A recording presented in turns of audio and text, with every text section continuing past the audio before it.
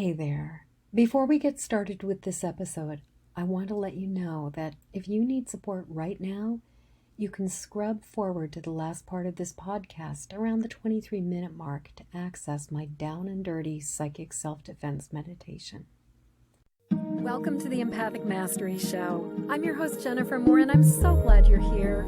This is a place where we talk about what it means to be highly sensitive and empathic, how this impacts all aspects of our lives, and we explore tools, resources, and solutions so we can shift from absorbing all the thoughts, feelings, and energy of the world around us to being beacons for calm, love, and healing. Don't you hate it when you realize you haven't been following your own expert advice? The other day I was talking with one of my mentors. When I commented about how I've been recently struggling with how to reconcile my incredible good fortune and abundant life with all the pain, suffering, and injustice in the world, she came back and said, "Jennifer, this is an empath problem." Part of me thought, really? This again? Then she said, "You are wide open. Your filters and shields need to be reset." Part of me knew she was right. Part of me was willing to accept this truth and ready to do something about it. Part of me resisted and countered with the thought, but this is my zone of genius. I know this. I already established my filters and shields. I could also feel another part of me shrinking with this story inside of me that her feedback somehow implied a deficit on my part, and maybe I'm not as on top of my game as I'd like to think. At the same time, part of me could simply acknowledge that I hadn't been paying attention to obvious signs, and she was merely pointing me in the right direction. Lately, like a number of my clients, I've been noticing I'm feeling more emotional and sensitive. My tolerance for violent, scary, or unpredictable movies and TV series have been dialed down to 20% capacity. Seriously, all I can tolerate these days is Good Witch episodes, Lucifer, and Grey's Anatomy. I'm not quite sure how Grey's Anatomy falls into the category of benign. Maybe it's because it's so formulaic. Maybe it's because the characters are engaging. Maybe it's because it's consistent. But bottom line, my ability to watch thrillers, monster movies, or anything apocalyptic is next to nothing these days. For example, the other day we tried to watch a new thriller on Netflix. At about 20 minutes in, I just tapped out. A dog got hurt off screen and I was done. When I'm already feeling vulnerable, I can't fully detach even when something is fictional. I simply can't handle movies or TV series that are too scary, too intense, or too unpredictable.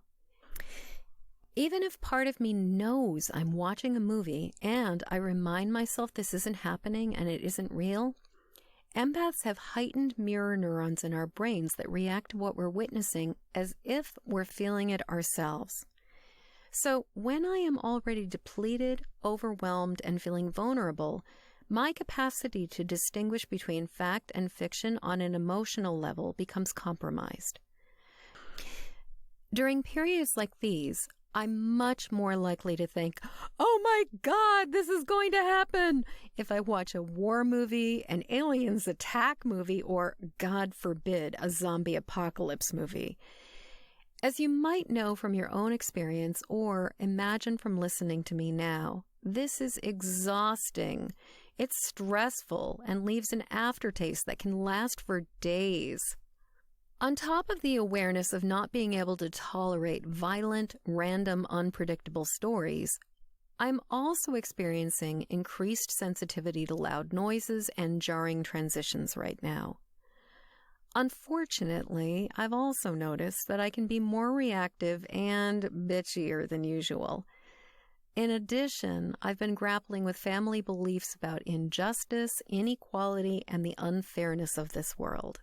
Instead of floating in divine grace and compassion, I must admit that during the last 18 months of the pandemic, I've been slipping into worry and concern more times than I'd like to count. What I realized is that there are 3 things driving this bus. The first piece is some really old, and I mean really old, past life and ancestral stuff. This includes karmic vows to behold and take on the suffering of the world and to siphon off the pain by absorbing it myself. The second thing driving this bus is already feeling maxed out and overwhelmed. When my bandwidth is low, I have little motivation to take the time to reboot and restore my filters and shields. I'm already stressed out, so adding one more thing to my plate, even if it's good for me, is more than I want to deal with. That's the second one. The third has an interesting twist because it's about not fully allowing myself to feel safe and filled with unwavering gratitude for the life that I'm blessed to live. This, in many ways, goes back to the first one. But at its core, it's about allowing myself to embrace a kinder, gentler reality. The pushback I get to face is, because there's so much pain and suffering in the world, who am I not to struggle? Who am I to have a life I love?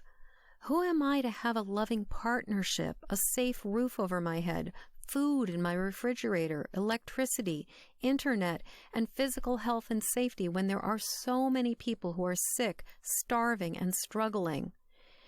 You see, ever since I was really, really little, I've struggled with confusion about why some of us are so fortunate when other people are not.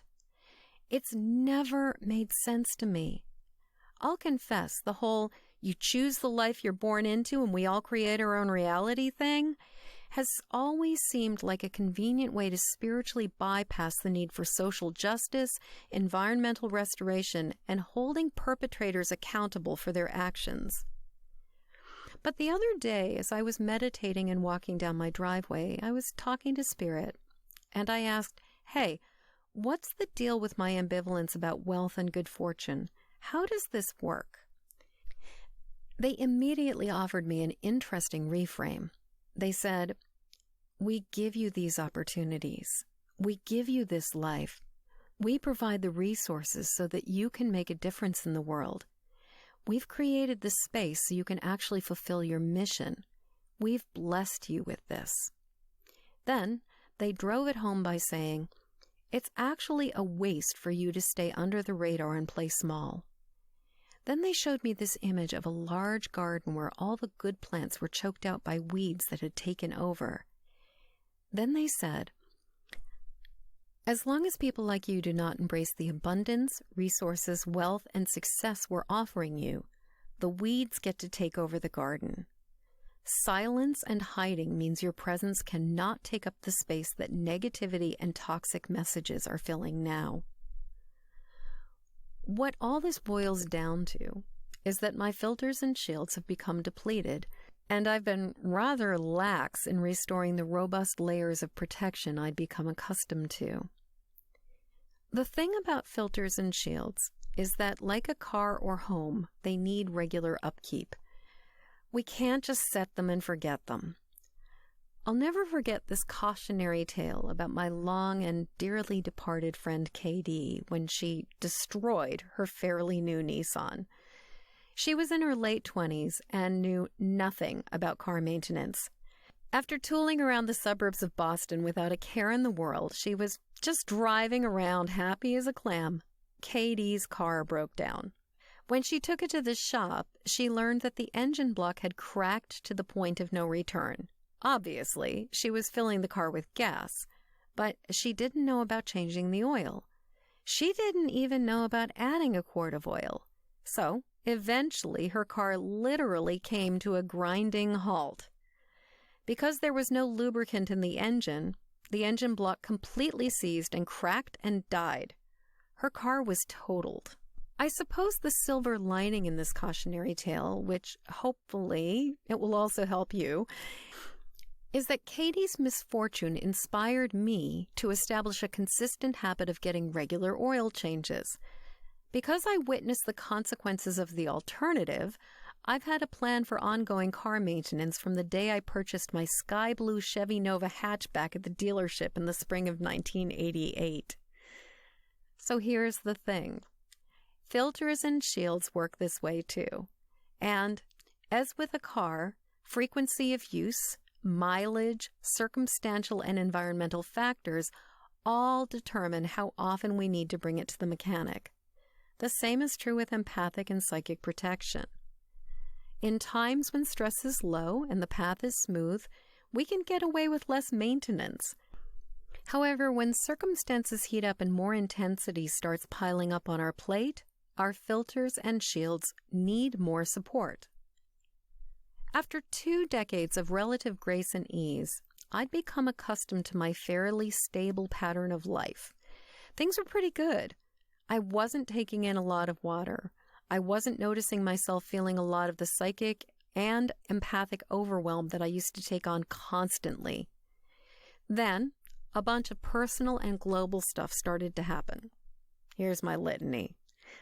In November of 2019, our dear pug Bob died, and my dad is hospitalized. Then, in December of 2019, 2 days after my birthday, I slip and smash my head on the back of a propane tank and sustain a concussion. Now, I will say I was incredibly lucky because as concussions go, this one was really mild. Yet even this one required avoidance of screens, more than a few minutes of reading or writing, and bright lights for a few months. In hindsight, I can say its gift was to prepare me a couple months ahead of our entire country going into lockdown. Then, in March, in the first week of lockdown, our 19-year-old cat Lyra died. On top of that, nearly everyone was starting to freak out because of the uncertainty, conflicting information, and the polarization that was happening with COVID.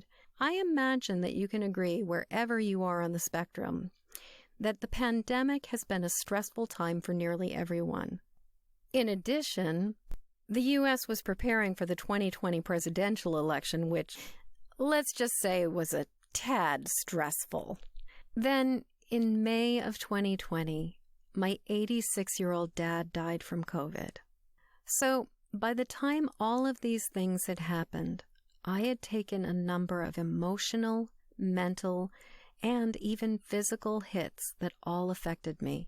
However, it didn't really occur to me that my filters and shields had gotten compromised. Even though in hindsight I can actually see the red flags, I didn't at the time. Now I can recognize how I was starting to get worn down when I was feeling more anxious, more worried, and more concerned. I started over-identifying with movies. Watching the news was nearly unbearable. And as the COVID surges crashed in waves across our planet, I found myself waking up in the middle of the night feeling as though I'd been plugged into an electrical outlet. I'd lie in bed with my heart pounding out of my chest, wondering what tragedy was coming down the pike. Yet, part of me ignored the invitation contained in these telltale signs. I was treading water while helping others to keep from spinning out. It felt like I didn't have the time to dedicate 15 to 30 minutes a day to amplifying my energy and boosting my filters and shields. Instead, I found myself perseverating over social, political, and environmental problems, which were way, way, way above my pay grade. I believe as human beings, we really do have the ability to take action that impacts the world for good. But there's what we have the capacity to impact and what's outside of our scope of practice.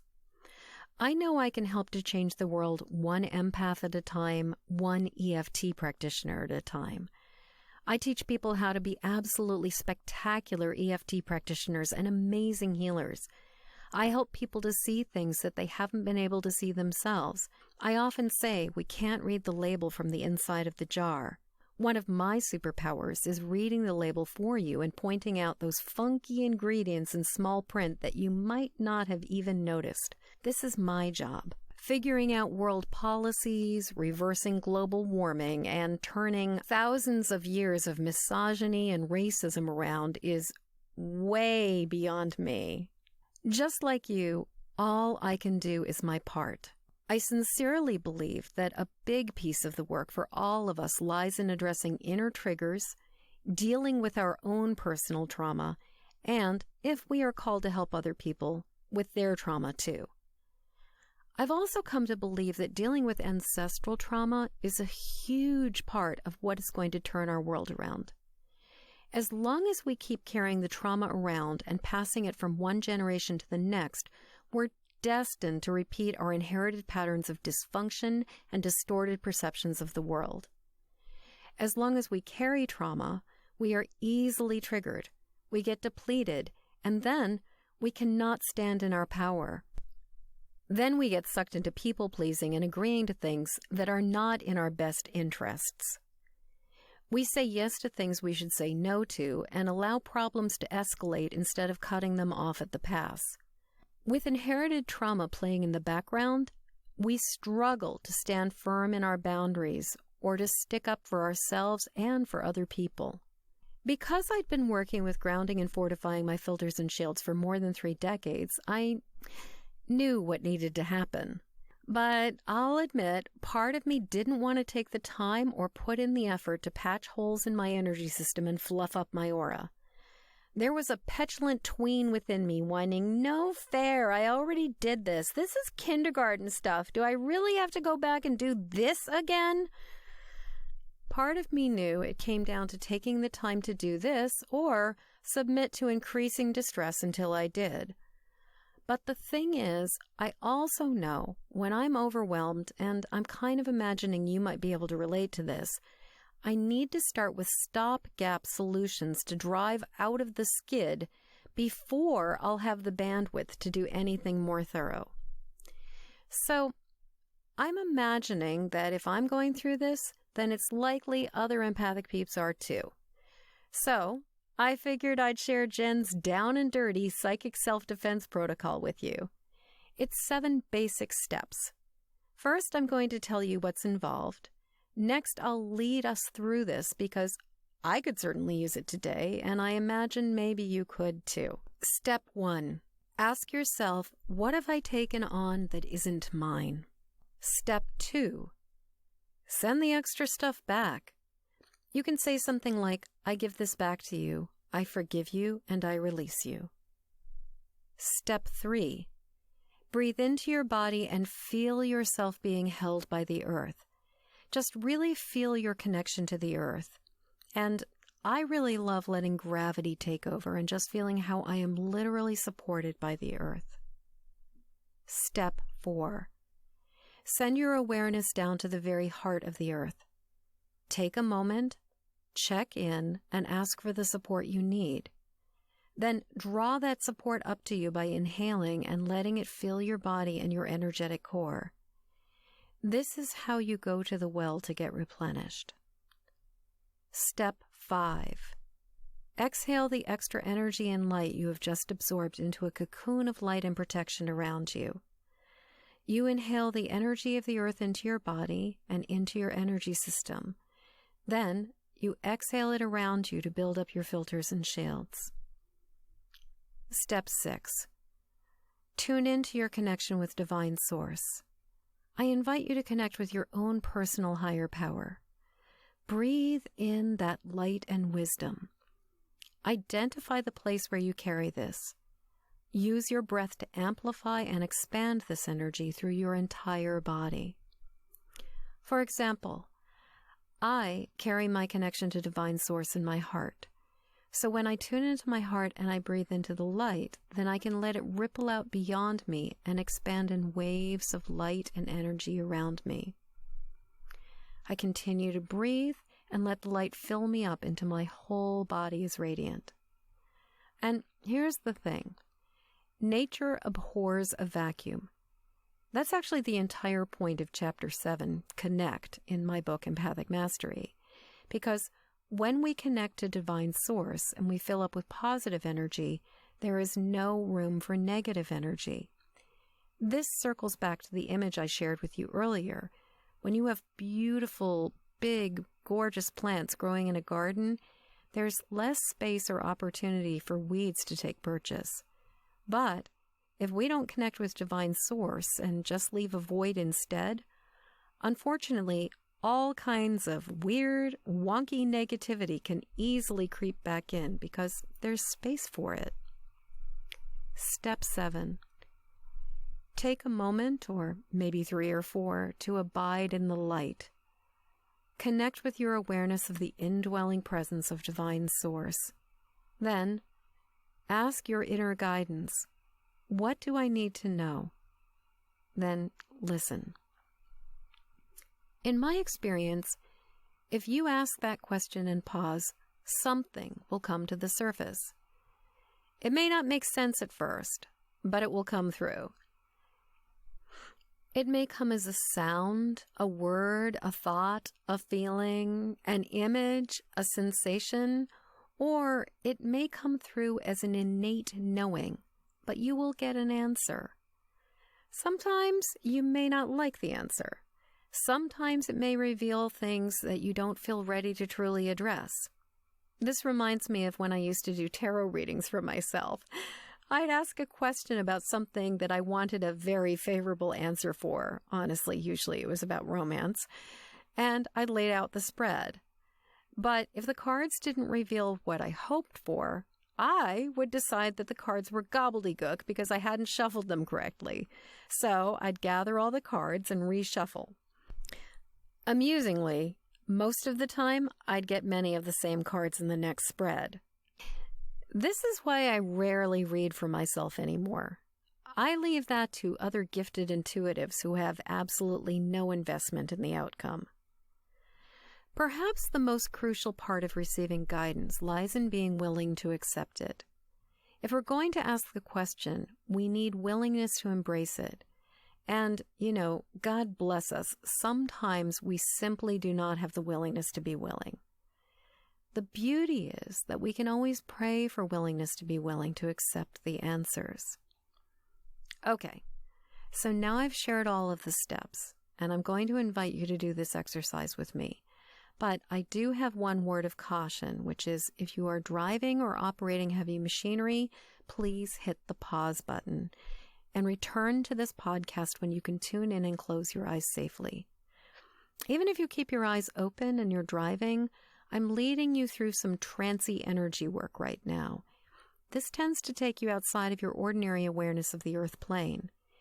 This kind of experience invites you to dwell on a different level of awareness. This is not conducive to driving well. So if you are driving or operating heavy machinery, then please hit the pause button and come back when it is safe to do so.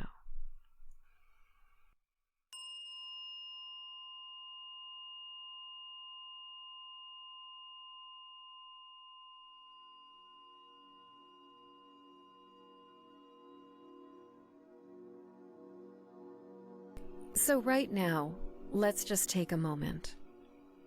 I'm going to invite you to join me in taking a deep breath. What I want you to do is just put your hands over your heart, close your eyes, and breathe in.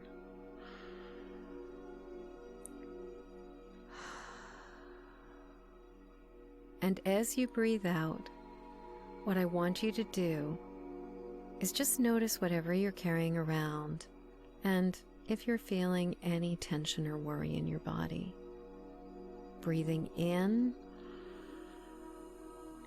and then exhaling and letting go of any hecticness, letting go of any tightness, and just noticing what you're feeling. Now, we're going to do this 3 more times. And as we do it, I just want you to assess yourself and notice what's going on. So we're breathing into this awareness, breathing in to our bodies and into our awareness, and then breathing out any hecticness, any worries, any concerns.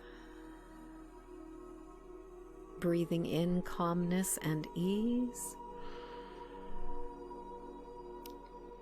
and breathing out any distractions, any worries, any concerns. Breathing in gentleness and breathing out any last bits of tension or worry that you may have been carrying around. And from this place, I want you to take a moment to scan yourself. Scan your mind. Notice if there's anything pushing back against you, like those but, or those yeah, but, any of those worries, anything that is coming up, and just tuning into yourself, and sort of like you're riding on a train and looking out the window and just seeing things in the landscape. You can just acknowledge that yeah, but, as though it's a billboard that you're just seeing. And especially right now, noticing if there's anything that you're carrying that isn't yours. And let's just take a moment and ask ourselves, what have I taken on that isn't mine? Let's ask that question again. What have I taken on? What am I carrying that isn't mine? And I'm just going to give you a moment, maybe two, to get really clear about the answer.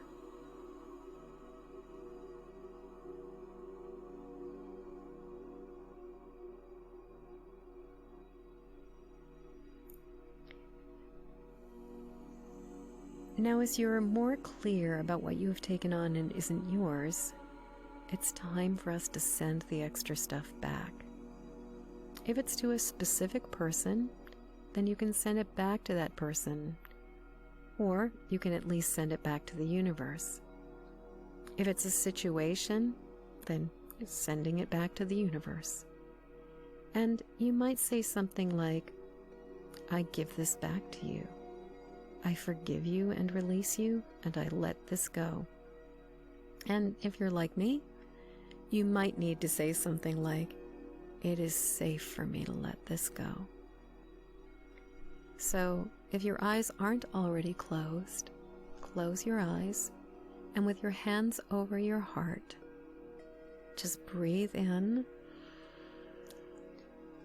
And then as you move your hands from your heart, release it and let it go. Breathing into yourself to collect the extra energy that you no longer need. And then exhaling and moving your hands forward like you're offering a gift back to the universe and sending this energy back to its source. You might say, I send the energy that no longer serves me back. I send the energy that is not mine to manage to the universe. I release everything beyond my responsibility. I send all things that are outside of my scope of practice, outside of my wheelhouse, outside of my job description. I send back all the things, all the energy. I send it all back to the source from where it came. I forgive it. I release it. It is safe for me to let this go. So let's just say that one more time. I'll say it, and then you can repeat after me. I send this energy that no longer serves me. I send the energy that is not mine to manage back to the universe. I release everything beyond my responsibility. I send all things that are outside of my scope of practice outside of my wheelhouse, outside of my job description. I send back all the things, all the energy. I send it all back to the source from where it came. I forgive it. I release it. It is safe for me to let this go.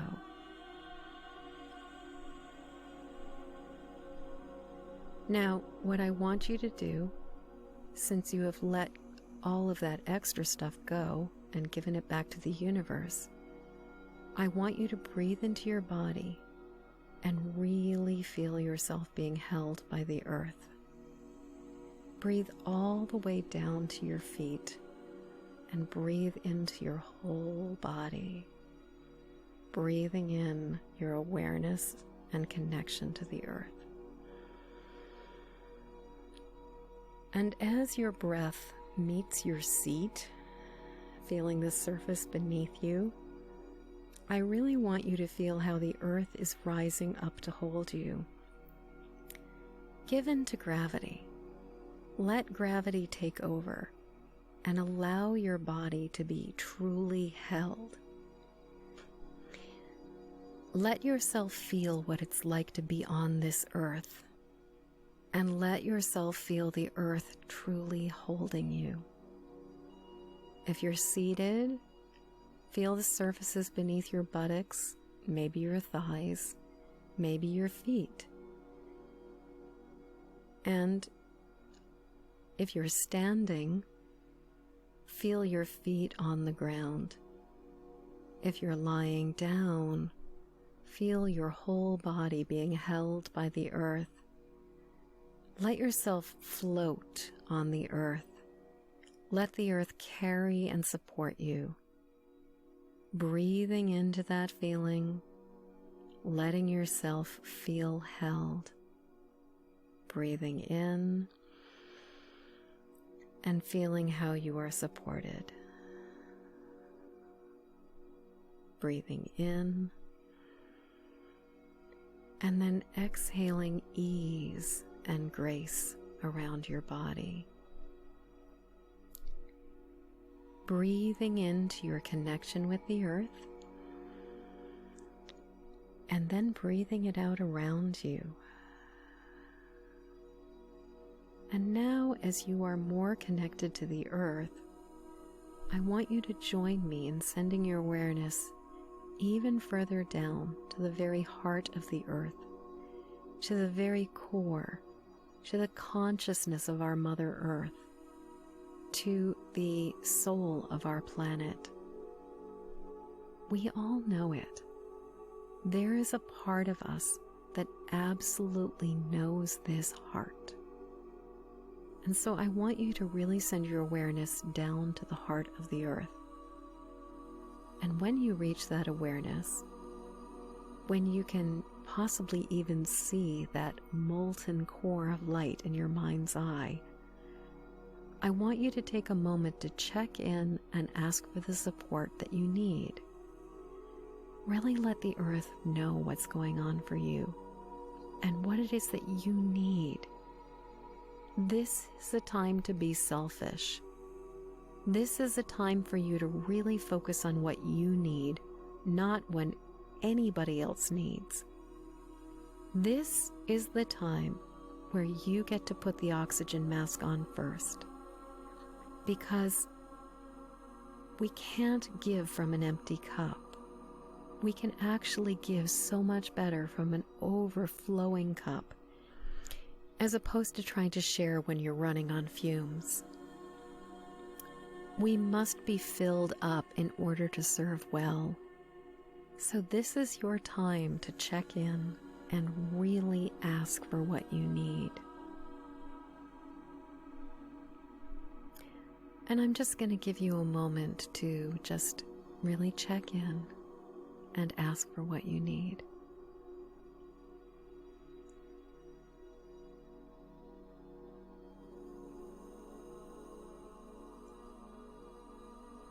And then when you're ready, I want you to use your breath and draw the energy of the earth up to you by inhaling and letting all of that nourishing, loving energy fill your entire body, your life force, your energy system, your whole light-filled core. Just breathing in and drawing all that energy of support up into you. Breathe it in and let it fill your whole body. Then, as you exhale, you get to extend that light and that awareness out beyond you. Breathing in the light and then exhaling and letting it extend even further. Inhaling and filling up,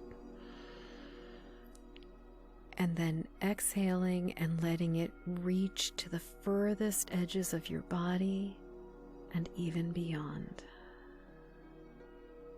And we're going to do this 3 more times, breathing the energy of the earth, drawing it up from your feet into your whole body,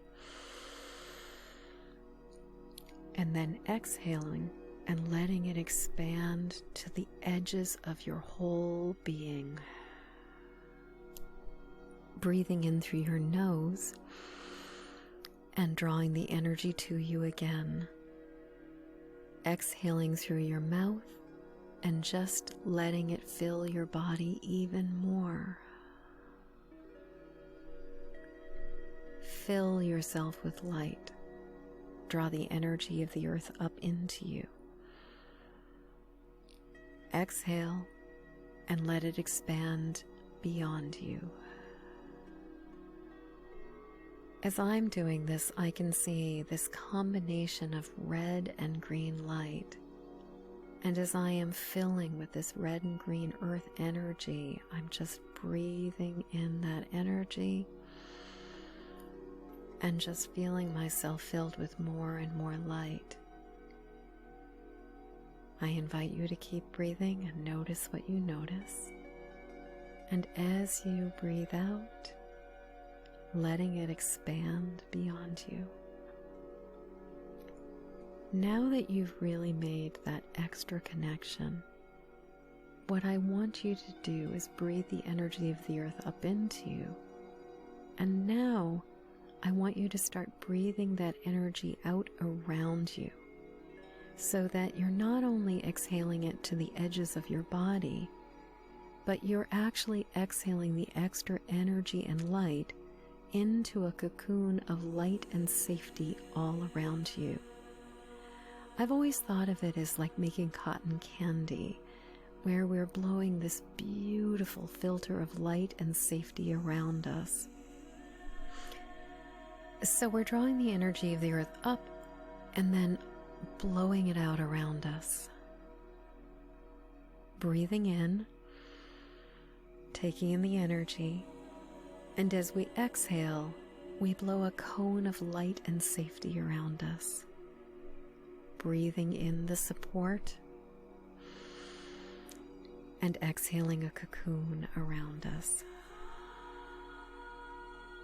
And we're going to do 3 more rounds of this. Breathing in the energy of the earth,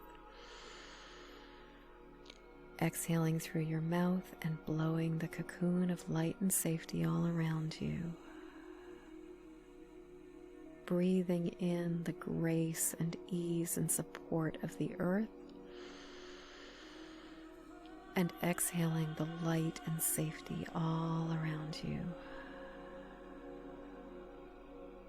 Drawing in what you truly need, and then exhaling this beautiful web of light all around you. Really taking this time to fortify and build up your filters and shields. Really drawing the energy that you need in, and then exhaling it all around you. Because from this place of fortified strength, from this place where your filters and shields have been rebooted and recharged, I want you to take a little bit of time, a moment or two, to simply abide in this energy, to abide in this light, just dwell in this glorious energy.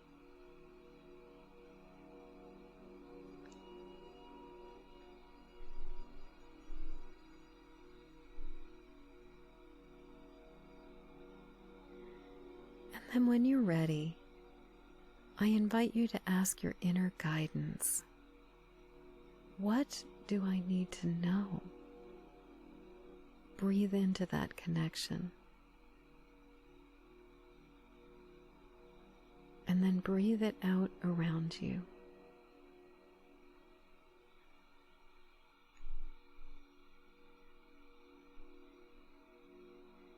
Breathe into your awareness of that divine connection. And notice where you hold it in your body and really connect to it.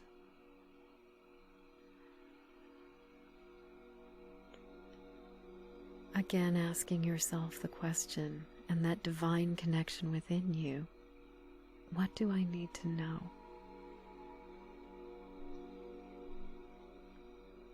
And now I want to invite you to take a deep breath, breathing into your body, breathing into your awareness of the here and now, taking whatever time you need to complete your conversation and your connection with Divine Source.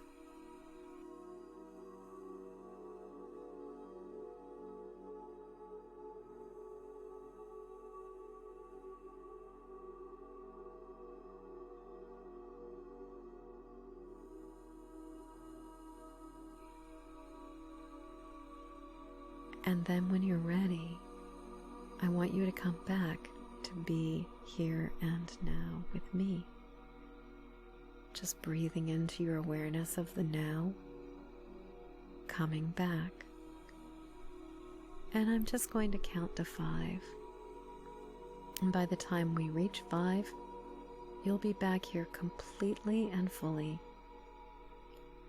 1. Feeling more and more aware of your surroundings, being aware of the sounds, the air, your sense of the space you are in. 2, feeling your body in this space, maybe moving your body, just coming back in. 3, if your eyes aren't already open, letting your eyes flutter open and just really noticing, where are you? What do you see? 4, really feeling yourself here and now, breathing in that light that you are working with and really feeling yourself bringing it back with you. And 5.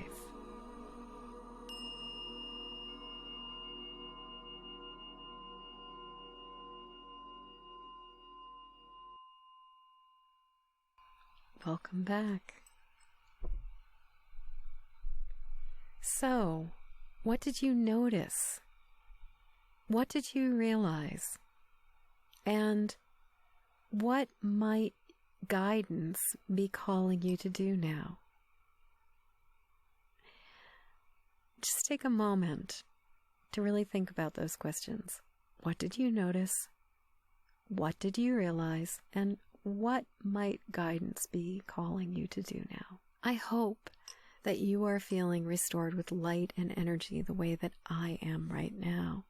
The good news is that since you've boosted your energy system and enhanced your connection to Divine Source, you'll probably find it easier to do a longer, more detailed exercise. And the cool thing is, you can find an example of this in the protection chapter of my book, Empathic Mastery. I share detailed explanations of how our filters and shields work And I give you a step-by-step guide through my life-changing Earth Sky meditation. Seriously, this is the thing I've been working with for almost 40 years at this point, and it has truly changed my life. I just get myself into trouble when I stop doing it. Also, when you purchase the book, you'll gain access to my Empathic Safety Kit. Let me tell you, this e-course is loaded with useful tips, tools, and resources, which includes a recording of the Earth Sky meditation that you can download, and then you can use it whenever you need it. Now, it dawns on me that it might help if I let you know where you can actually get a copy of the book, and that's by jumping over to empathicmasterybook.com. So, if this meditation has spoken to your heart, you can find all kinds of additional support in my book, and that will then lead you to my gift of the Empathic Safety Kit. So jump on over to empathicmasterybook.com to grab your copy, and then come on over and sign up for the Empathic Safety Kit. Okay, so before I sign off for this episode, I've got 2 questions for you. First, how do you know when your empathic safety has been compromised and your filters and shields have been breached? I'll repeat that. How do you know when your empathic safety has been compromised and your filters and shields have been breached? Second, where, when, and how will you make space for the ongoing care and feeding of your empathic soul? Let me say that again. Where, when, and how will you make space for the ongoing care and feeding of your empathic soul? What are you going to do differently? How are you going to take care of yourself in a better way? I'd really love to know your answers, so please leave a comment over at empathicmasteryshow.com or whichever platform you're hearing this on.